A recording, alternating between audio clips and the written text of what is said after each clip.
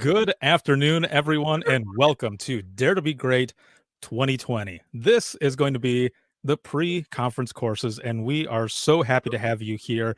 A bunch of people were jumping on as both Leah and I were in the green room, just getting everything fixed up and tested to, so we can make sure that we have everything going well for you. So it was awesome to be able to see everything in the comments, just asking people where they're from and just going and going and going and going. There is a poll in there right now, so please make sure to check it out. Answer the poll. If you have any questions that you want to ask at all whatsoever, make sure that down where you're able to type, there's a plus, and just click on that, and you can ask a question. It'll bring it over, and we'll be able to see that. And um, if there is a question that is similar to yours, just go ahead and upvote it, because then at the very end, the top questions are going to be what we end up answering and such. So we're going to go from there. So again, thank you all very much for joining us for the pre-conference courses for Dare to Be Great 2020. We are all kinds of excited to be doing this and to have you all here with us. And to start out, to kick off Dare to Be Great 2020 for this pre-conference is my good friend Leah, and I'm going to let her take it away. I'm going to switch off my camera, and we're going to go from there. So take it away. Hey, everybody. Thank you for being here. I'm super excited. Just 1 second here. Okay. Like you said, my name is Leah. I'm from Grand Traverse County Central Dispatch, which is a dispatch center in northern Michigan. I am super excited to talk about social media in the PSAP. Just a few housekeeping things here. There is a chat feature. Hopefully you guys are going to take advantage of that. You can chat back and forth. We can see those as you enter them. There's the ask a question feature down at the bottom. You can ask a question. If anybody has the same question, you can upvote it so it gets moved to the top, which is kind of cool. There was a poll down there to see who already is utilizing social media, just so I kind of know what's going on. And oh, my bad, went the wrong way.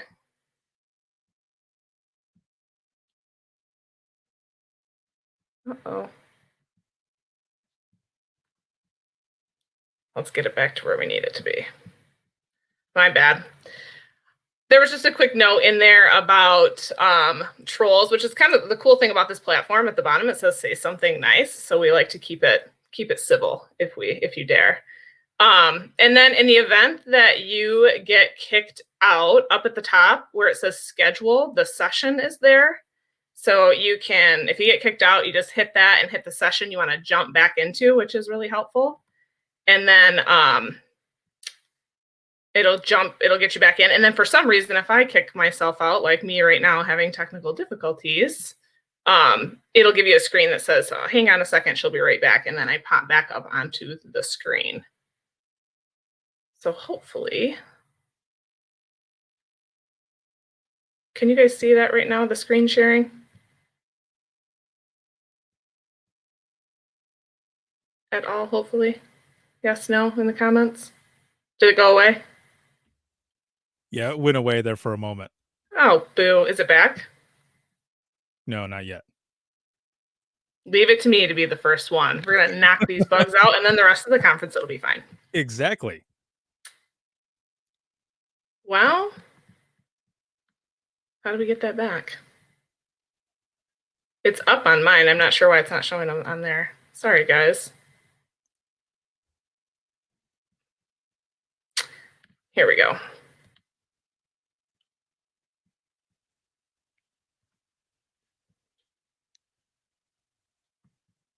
I'm going to get it. I promise.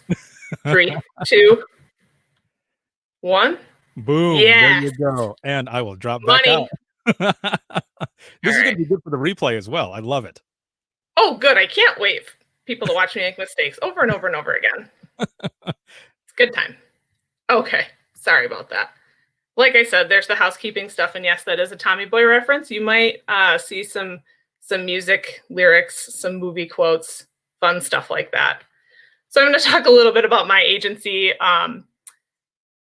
I have been with Grand Traverse Central Dispatch for, I think, almost 14 years. Started as a dispatcher, and I'm now honored to serve my people as a deputy director. It is one of the most rewarding careers I've ever had. I love being there. I love what we do. We're going to talk a little bit about how our agency got into social media, content management, like posting as a robot via posting as opposed to posting as a human, the types of posts that we put up there, a few tips and tricks, and then we'll have time for questions. So Grand Traverse County, Michigan, where is it? It's kind of a joke in our state where when you go places and they say, oh, where are you from? You put up your palm, like, I'm from here. So if I were to tell you in person, it'd be like, oh, I'm from the Pinky. And then I put on there too, just for reference, because Ricardo talks about his dispatching days. He's from like the meaty Palm area in Allegan County, or that's where he did his dispatch career. So I'm a Michigan girl. It's awesome here. We have about 93,000 people in our county. In the summer, that inflates to 250 to 500,000. We have festivals literally every weekend. We have one, the National Cherry Festival, that brings in 500,000 people. The Blue Angels come to town. It's an 8-day chaos festival, to tell you the truth, but it's pretty fun. 4 beautiful seasons, including a construction season. Winter is really long. It has been really long, especially in these quarantine times. But a lot of people come here in the summer for vacation, and it's pretty nice. Here in the armpit of Massachusetts. That's hilarious, Tracy. So our agency serves 18 different police, fire, and EMS agencies, and our dispatchers do both. They call, take, and they dispatch. We have a director. I'm the deputy director, 4 working floor supervisors, 14 call taker dispatchers, and then a databases GIS coordinator. We're pretty busy for a smaller agency. We take about 42,000 911 calls a year, and then 128 additional phone calls just for people asking fun questions. And we decided that maybe social media would be something that we wanted to get into to kind of help those people that maybe shouldn't be calling or just didn't have the education. So we started to look at what's out there. And right now, there's the big 5: Facebook, Instagram, Twitter, LinkedIn, YouTube. And then there's tons of other ones, right? TikTok, farmersonly.com, a bunch of different social media sites up there that you can utilize.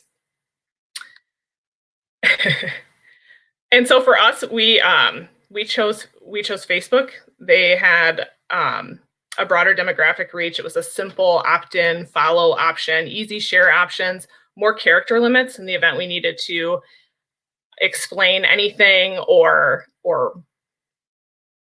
type out long explanations. It wouldn't get cut off. And really at the time for our area, that's what was most popular. We did a little research to see who followed what. And Facebook was how we wanted to go. We eventually started cross-posting to Twitter. We don't have Instagram at this time just because we don't post everything with photos. And we don't honestly have the people that can manage it. So this was back in 2010 when we started bringing this to our administration, and they were like, negative ghostwriter, the pattern is full. We're not doing it. We don't have the people. We don't even know how it works or how we would post it. So for 2.5 years straight, we were straight up denied. And then we got a little help from Mother Nature. We had a really large snowstorm, which those happen pretty often. This one was really big though, and it buried the whole county. 3,000 calls in less than 48 hours, 911 calls only. And those were handled by 3 to 4 people because nobody could get into work, with the exception of one additional person who came in via snowmobile, which is how people were traveling. Coincidentally, it was kind of cool. People were also out of power for 3 to 7 days, and that was an issue. It was cold, but they were charging their cell phones and their tablets and different things in their vehicle and staying connected via social media. So that was our catalyst of getting this whole thing started, where admin's like, okay, let's take a look at it. Let's see what we can do. So we did a little research. Like I said, we chose Facebook, and it all went down on June 11, 2012. And we did this informational post that here we are, this is what we're going to do. And all of our posts, unfortunately, were just like that. We were boring. It was robotic, and there was lots of copy and paste. We didn't use any graphics. There was no real consistency. We might post Monday afternoon, and then we didn't post again until Wednesday evening. And so we didn't really have a lot of followers. And we couldn't really, it was new to us. We couldn't really figure out what we were supposed to do. So we really had a failure to communicate. But then we had a dam problem, literally. One of the largest dams in our county busted. The flood sirens that we did have didn't work, and the one that did go off, people had no idea what it was. There wasn't regular testing. It wasn't the greatest situation at that time. They didn't know what it was. PSAs did go out via commercial media, and then some of our news outlets were doing Facebook updates, and we decided that we would share those as well. And we started to notice more and more of a following. As long as we were being consistent and sharing what the media outlets were sharing, then we would start getting followers as well. And in less than 24 hours, I think at the time when it first started, we had around 500, and in 24 hours, we had 1,100 new. So we're like, okay, maybe we need to post more, thinking about what we needed to do to get a bigger following. And then right after that, for some reason, animals kind of started to pop up. People were calling them in all the time, and we had buffalo. And we do have a buffalo farm, a rather large one in this area, and they got loose on our major highway into town, and it was kind of a mess. The one vehicle that hit one, it was not a good situation. But we posted about it. No kidding, the buffalo are loose on this highway. The buffalo wrangler's on the way. And that post, for some reason, people love animals, that's the reason, it blew up, literally. We put a little personality in there. We were straight and to the point. We added a little picture, and people were sharing it like crazy. So we knew that was, okay, we're going to start doing that. Are we going to post every dog or pig or chicken or whatever that's loose? No, but the ones that could potentially affect a lot of people or maybe have a public interest, absolutely. So we had some horses loose on our roadway, and we made Mr. Ed references, the TV show. We had a cow that fell into a window well, and first somebody called it in missing, which was kind of funny. We don't normally take complaints like that either. But somebody found it in the window well of a new construction home and took a picture and was nice enough to send it to us and give us the rights to use it. And that was another one where we gained a lot of following and people shared it a ton. We also currently have 2 celebrity turkeys in our area. They literally terrorize an intersection, a major intersection in town. They stay on the crosswalks. I don't know if it's because they're painted or what. They attack red plows, which is hilarious, and people will call on them nonstop. So we started doing like, hey, we know about these turkeys. Here they are. They actually have names. Hammer and Nails are their name. It was a contest, and that's what won, unfortunately. But these animal posts are public interest, and they have a large draw, and then they keep people coming back to the page. So that's something that we, like I said, we don't post every single one, but when we get a chance and we have a moment to throw a little personality in there with it, we'll do it, and it keeps people coming back for more.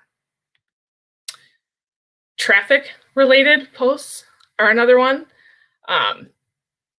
I mentioned the weather here. Winter, it can be really long and it can be drawn out. You can have 60 degrees one day, and then the next day you can have a blizzard. And we all suffer through the same seasons. So if we can put song lyrics or movie quotes with it, there's some Bon Jovi references in there, like the Slippery When Wet album, just like the Rose, they're slippery when they're wet. That keeps people coming back to the page as well. And we'll do general posts, just, hey, there's an accident here. It's going to affect your route into work. We try to put graphics with it just so it draws attention to it. But anytime we can put a little twist on it, we will. For example, at the start of the start of winter this season, it's almost like people forget how to drive coming out of summer. So that first snowstorm, it is guaranteed you will have numerous accidents, into the ditch, fender benders, major accidents, whatever the case may be.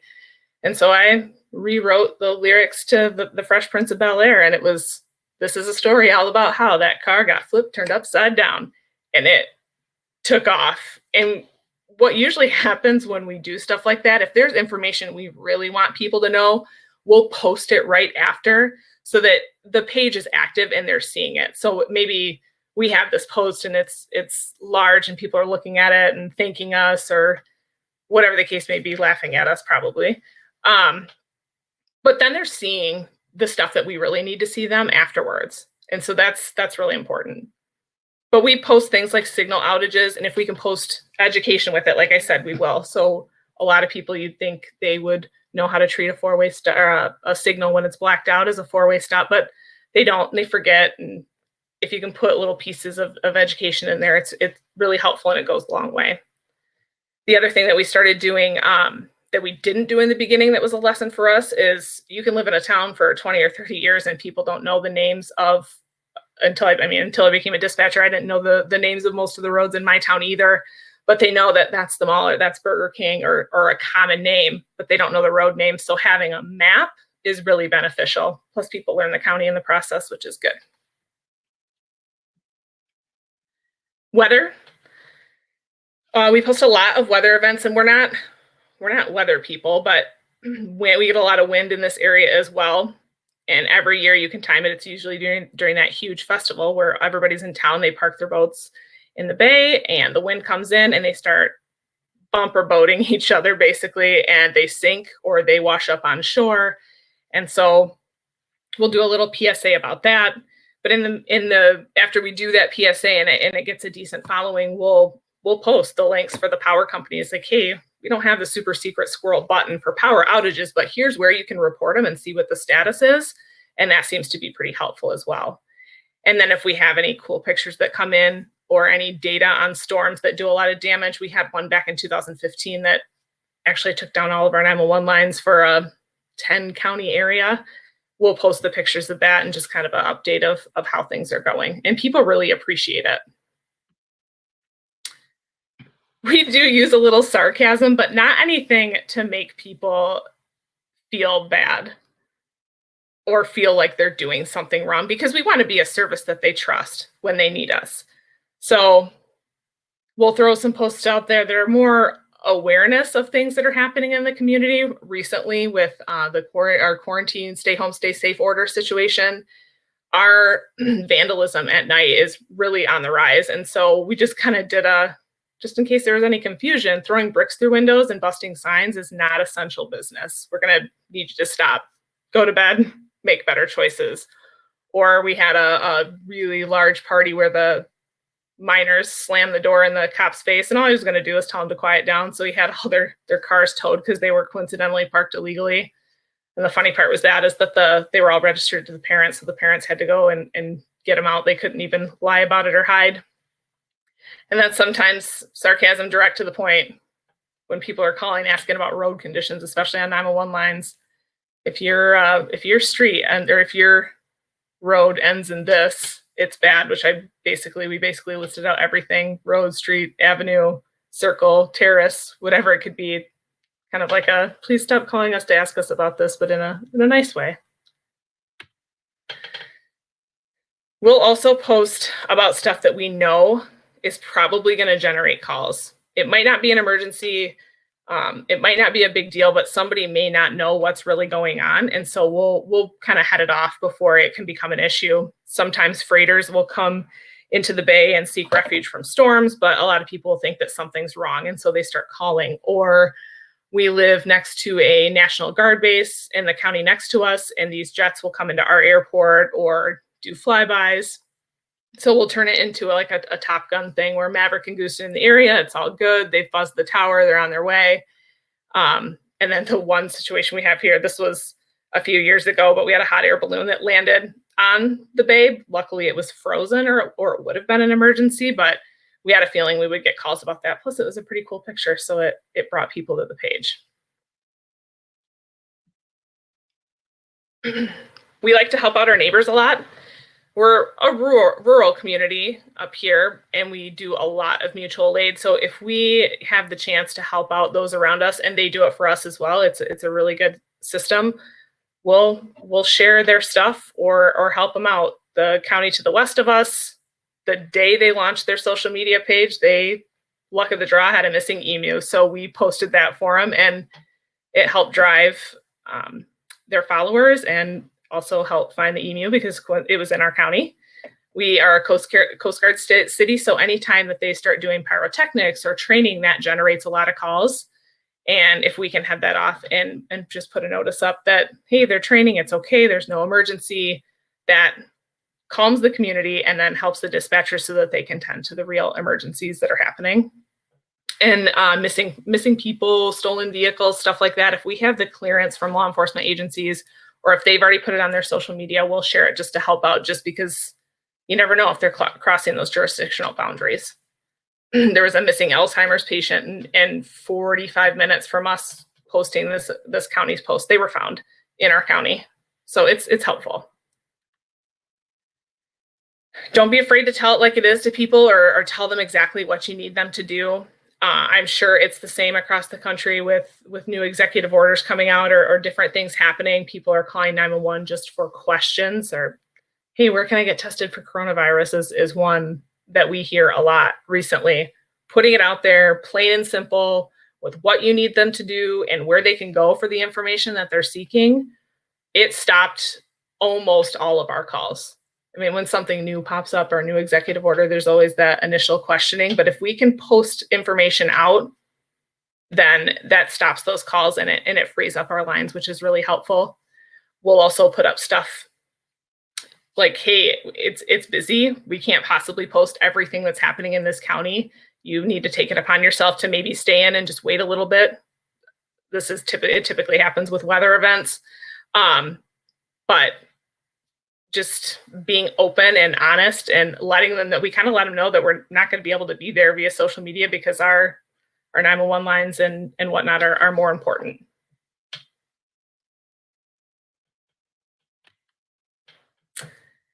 And then there's comments. We've got 99 comments, but there's always that one. It doesn't matter what you post or how good the intentions are, or if everybody gets a free puppy or a free kitten, there's always that one person that disagrees or wants to argue or just wants to be that person that riles other people up in the comments. My biggest piece of advice when that happens is do not engage. It is not worth it, even remotely, because once it's out there, with social media, it's out there forever. Even if you try to delete it, somebody screenshotted it and look at what they said and look at how they talk to their people. So do not engage. But the cool thing is when you start getting a following, especially a regular one, your people kind of fight the battle for you. So you'll see in the comments and they'll be like, they're just trying to do their job, and they back you up, which is really, really neat. There are times that you'll post stuff where maybe it's wrong or needs to be clarified, and it's okay to do that. It's okay to update it or be like, our mistake, here's the actual information, or it's important to us that you have reliable information, so here it is. And it's okay to do that. It shows that you're human, which is what we want. We don't want robot posting. We want that human connection. That's right. Don't feed the trolls. I like it. Like gremlins, don't give them water after midnight. And there's that human connection. It doesn't always have to be funny or sarcastic or, like I said, robot posts. It's really okay to be human, and it's okay to post the hard stuff. No community is immune to something bad happening, and no community is immune to mental health issues or drug issues. And so occasionally we will post about that, especially if we have some sort of incident where maybe there was a lot of drugs that came into our town and they were tainted, and we're working overdose calls back to back to back to back. We will throw that out there, and not in a bad way, not in a this is horrible, the humanity. It's this is happening. If you know anybody that partakes in this or could be affected, please reach out to them. It's important. There are services available. There is help available, and then posting those resources. Same thing with mental health. One of our midnight shift supervisors it's something that we deal with all the time, and a lot of people think it's taboo to talk about, but it's not. We deal with suicidal subjects on a regular basis, daily, multiple times a day. Please talk to somebody, hear the resources. It shows that dispatch center, that 911 center that's answering your call, one, isn't a robot, which I keep going back to. I know, but you're a human, and you have a heart. There's empathy and there's compassion there, and we really do want the best for people, and we want to get them help. So it's okay to post that stuff. No judgment, no sarcasm, just we're here. And that builds some trust and transparency with the agency as well. And then people really appreciate it. Some of them will post their stories online, and if they're okay with doing that, then that's fine. We don't delete anything. There's First Amendment issues with that anyway, but we don't delete anything. And if they want to say thank you for posting this helped, I needed to hear this today, it means a lot to our people to be able to see that. We also like to brag about our people. They do good work. I have some of the best dispatchers around, and they are kind of a big deal. So when they do good things, it's nice to be able to highlight them and show what they do. If they're willing, of course. There's a lot of people that don't like to be on social media and be in the public eye. Some of them, they say that's why they're dispatchers, so they can just help behind the scenes. But if you have a chance to highlight even the event, not necessarily the person, people like to see successes. They like to see the good things are happening, that you help deliver a baby over the phone, or it's telecommunicator week and we want to honor these people. We had a successful CPR call, the good stuff. It's pretty neat to highlight your people that way.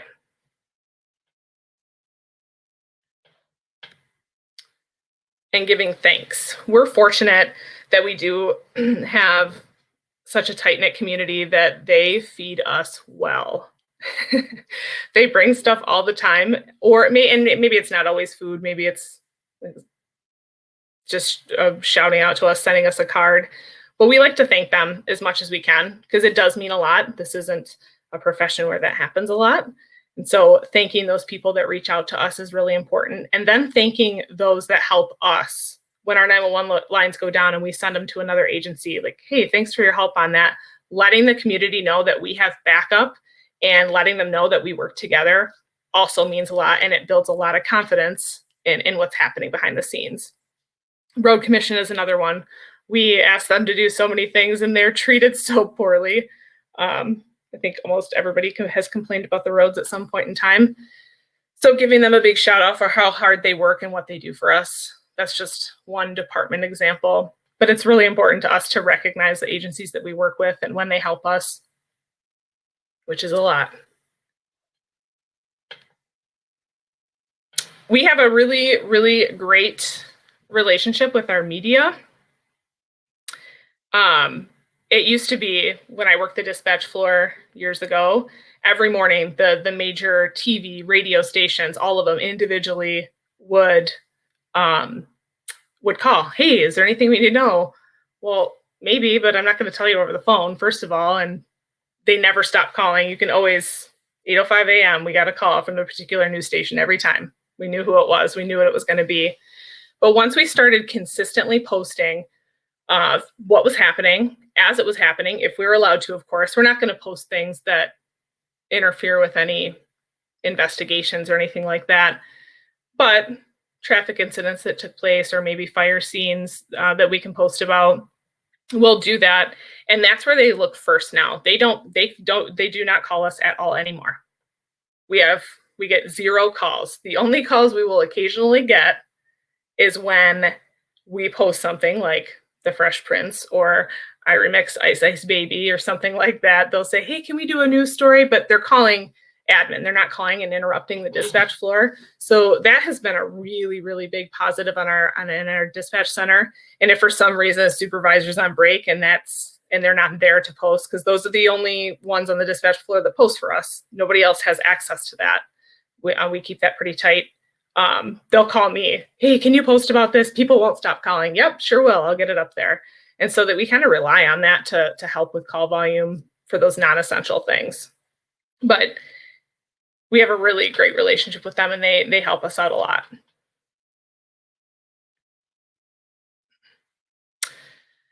Show the community what you're working with. Show them what you're working with. Public education is huge, and you can do so many things via social media. If you're having an open house, or if fire departments are having open houses, put it up there. Educate about common issues that happen in the dispatch center, like 911 hangouts. I know for a long time, 26% of our 911 call volume were butt dials, essentially. That has dropped for us to about 13%. Is it strictly because of social media? No, but every time you do post something, it's like, oh, I had no idea if I hit my iWatch 5 times or whatnot, it would call 911, or if I held a certain button down. And so that education is getting out there and it is being passed on, and it is helpful. It's a little part of that decline in numbers, and that's nice. You can highlight some of the technology you use. Do you use Smart 911, Code Red, different things that you can highlight that is an asset to the community that would make them feel more safe, and it's a resource for them to use. And just be sure to show how it benefits the community. We do a lot of that on our page, especially with Code Red, our alerting system, because people will get those and be like, is this real? Is this real life? And we're able to verify that and then do some education on the back end, and it seems to be helping.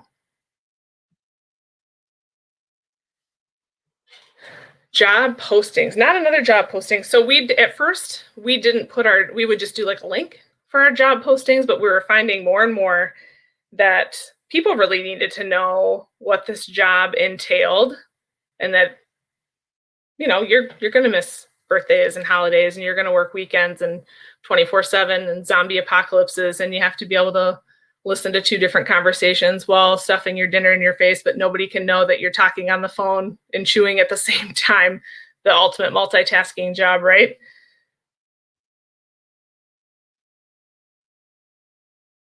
And so we started putting our job postings. Sorry, I was just reading the comments, making sure it's not a issue with my slide deck here. We started posting our job postings, and it gave people the opportunity to ask questions right then and there of whether or not it was a position for them.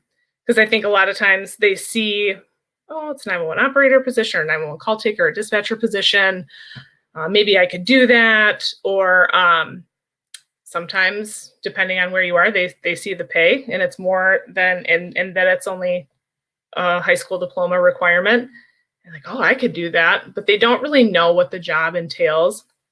And so it gives us an opportunity to put it out there, be real about it, answer questions. And that does weed out some of the people who maybe don't want to do the job, or it's not for them. And so that's been helpful for us. There was a time we were only getting maybe 30 and 40 applicants. A lot of times we get 100 to 130. So it's been nice. It's been a good tool for us.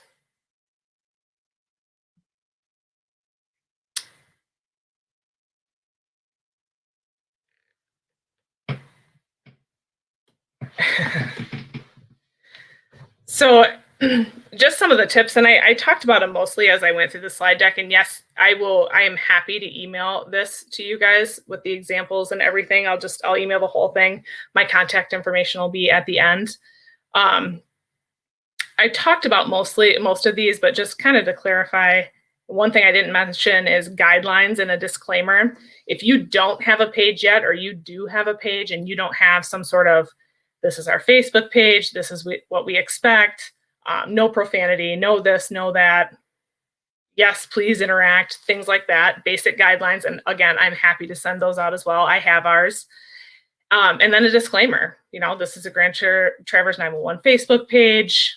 We will not be posting this. Here's what we're going to do if this happens. They're just really simple things, but it kind of covers you, and it puts the expectation out there of what the page is going to be and what's expected. So if you don't have those, I highly recommend them. And like I said, I am more than happy to share ours. Know your audience. You know your community better than anybody. You live in it, you work in it. Your kids live and go to school in it. So you know what will make people mad. You know what will make people happy. You know what will make people laugh. Your community has inside jokes, just like we do. And so playing off a lot of that stuff, when appropriate, it does bring the community in there, and is a good way to get people involved and interactive. So you know your audience, and I would definitely play off that. Give people a voice. You do have the option, for those of you who don't have a Facebook page, you do have the option to allow comments or not. We obviously do. Most, I think, do, because that's how people interact. That's what they're there for, really. So give them a voice is my suggestion, but don't fight back. Like I said, don't engage in the trolls. Do not feed the trolls, like somebody said in here. That's 100% accurate. It is not worth it. Be judicious regarding deleting and hiding citizen comments. So there have been some cases out there where agencies, they were mostly police agencies at the time, straight up deleted comments that were left on a Facebook page, and they were sued. It's technically a First Amendment violation, and the person won.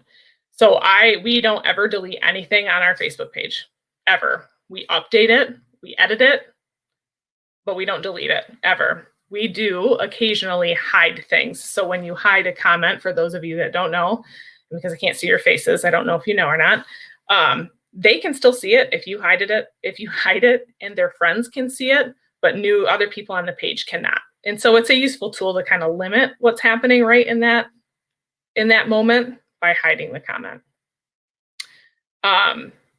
Post enough to be active, but everything in moderation.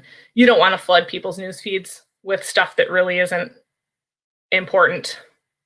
You want to share the stuff that's relevant. And if it's a busy day, by all means, post away, because people want to know. They want to stay updated.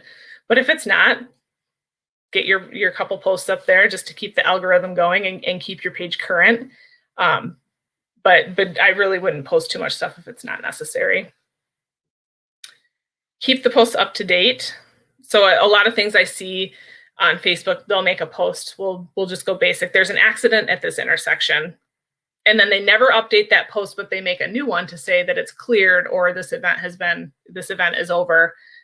People are still sharing the original, so they don't know that it's clear. So if you post something that's happening and now it's done and you want people to know that it's done, edit that original post to say that. And usually what we do, just so that it's crystal clear, is we'll post, this is an update, and we'll timestamp it, 2:32 p.m. or whatever the case may be, so that they know that this was updated and current as of what it says. And that way too, the people that had originally shared it, it will update those as well, because it just references back to the original. It will show as updated, so people are getting the same consistent information.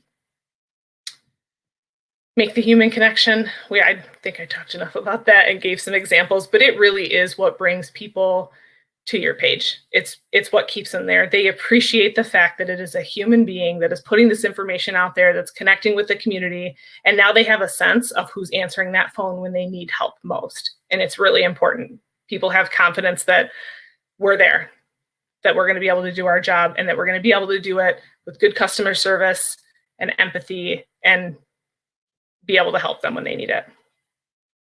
Don't be afraid to use appropriate humor. I know that was always the question when we started our page. Well, how much is too much? You know. And the people that you trust to run your page, they know too. They know what's going to make people angry. And there's a difference between being angry because something is happening, like I can't believe people are busting out the windows in this town, and then like making them angry because making them feel like they're doing something wrong.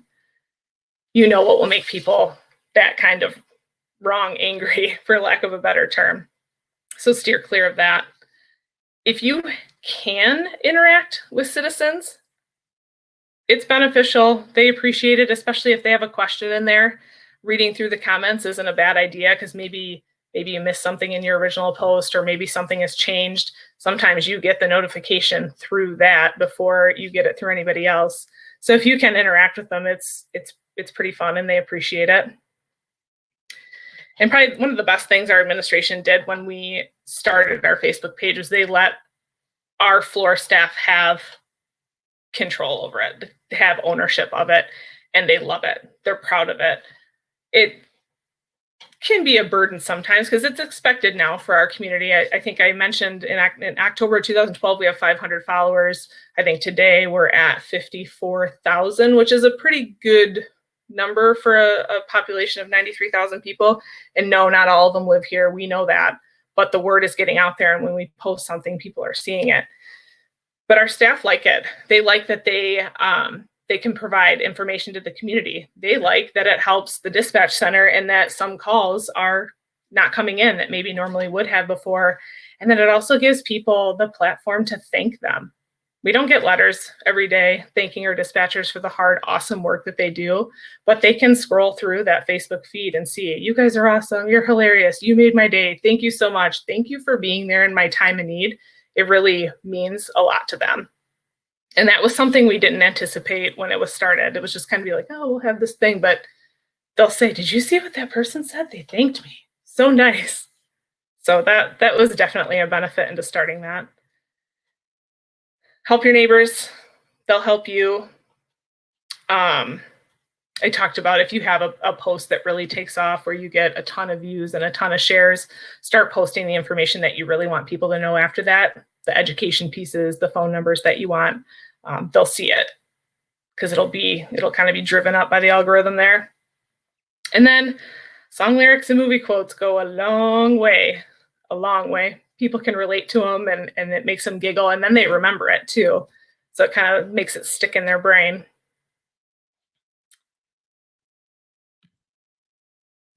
And I think that is about it for me. I know I spoke fast through that because I'm a fast talker, old dispatcher habits. But my contact information is right there. And like I said, I am happy to send you guys this slide deck.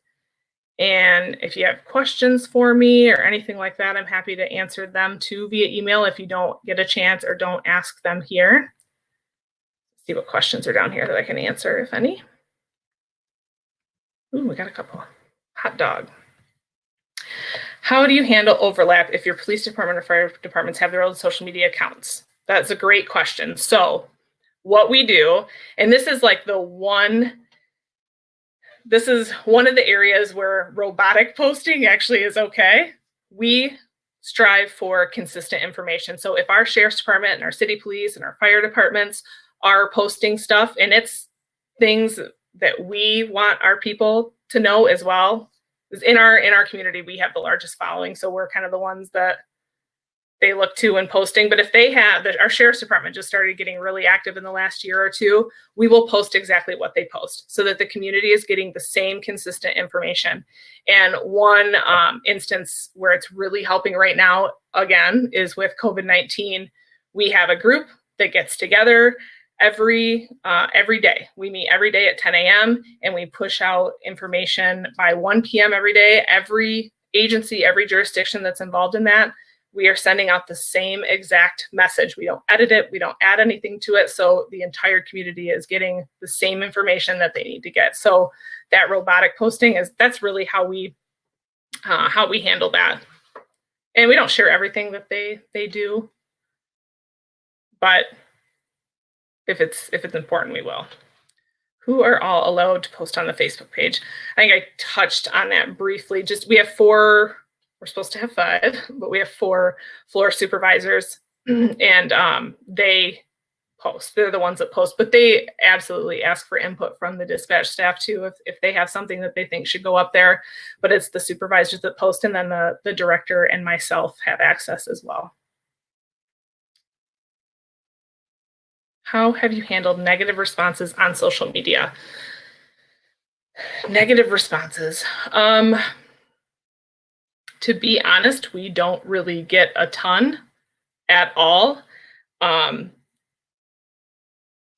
knock on wood, I haven't had a phone call I don't think in the 4 years actually that I've been deputy director complaining about our Facebook page.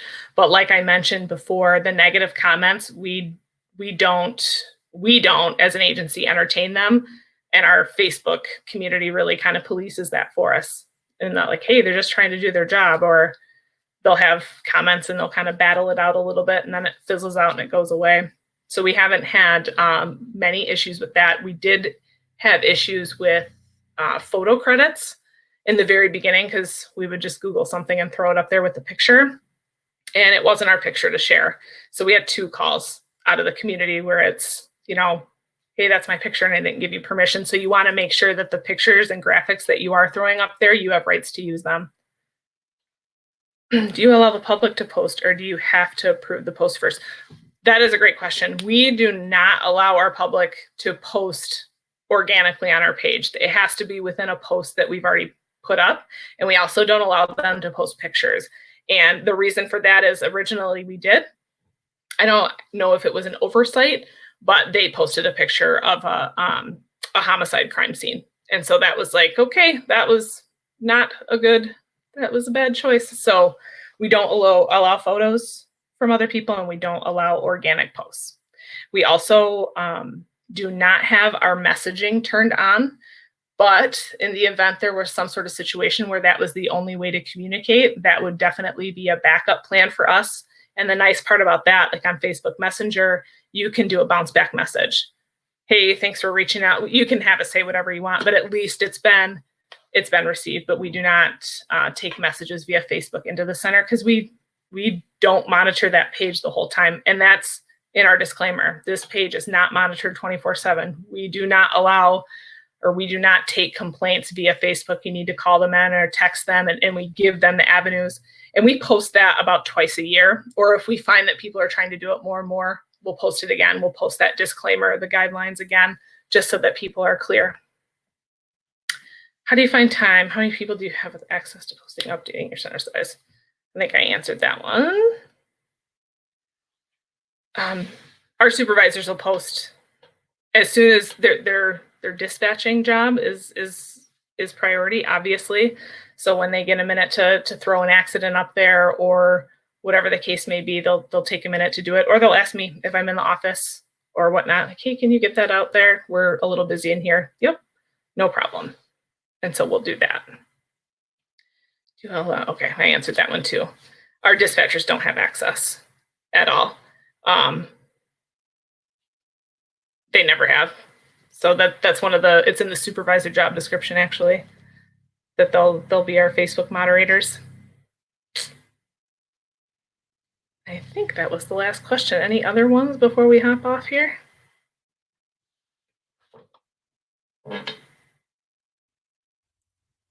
Thank you guys so much. I really appreciate it. It was terrifying being first, I'll be real honest, but Very well done. I'm going to unfocus the screen here. Actually, it looks like a question just popped up there on the bottom. That is a great question. We do use the filter feature for curse words, and it catches them most of the time, but people get real creative. But yeah, we do use that. And so it's helpful. And banning is another one. We don't ban people unless it's obvious that it's a fake account. And we'll usually kind of just check with our legal counsel just to make sure that that is okay, that they've kind of verified it as well, that it's maybe a robot or somebody from another country that's a fake profile, and we will ban them. But that's the only, it doesn't happen that often. Dare to be first. Yes. Yeah, that is perfect. All right. Well, excellent. So all of the questions that came in have all been answered. So when people come back on the replay, they'll be able to go in and check those answered questions. And actually, I believe that it also, once you click on each question, it actually takes it to that part of the video. Oh, awesome. As well on the replay. So that is excellent there. And one thing, if you want to go over a little bit, the poll, how the poll ended up turning out. Yeah. So we asked a question in the beginning of, do you currently utilize social media in your dispatch center? Yes, no, or yes, and we do, but not consistently. 38 votes for yes, 22 for no, and 6 for non-consistently. Like I said, the ones that are a no, if you're going to and you want to ask questions about that, feel free to email me. I'm happy to answer those or send you whatever I have. One thing I didn't mention is we do have a social media policy. It's not lengthy, so if it's something that you wanted to look at as well, we're happy to share that. Perfect. Thank you so much for being the first one to start all of this here, and it was an excellent presentation. We are about 10 minutes before the hour. What's going to happen now, for all that are here, lower my volume a little. These are the things we need to know. Thank you. Yes, thank you. Yeah.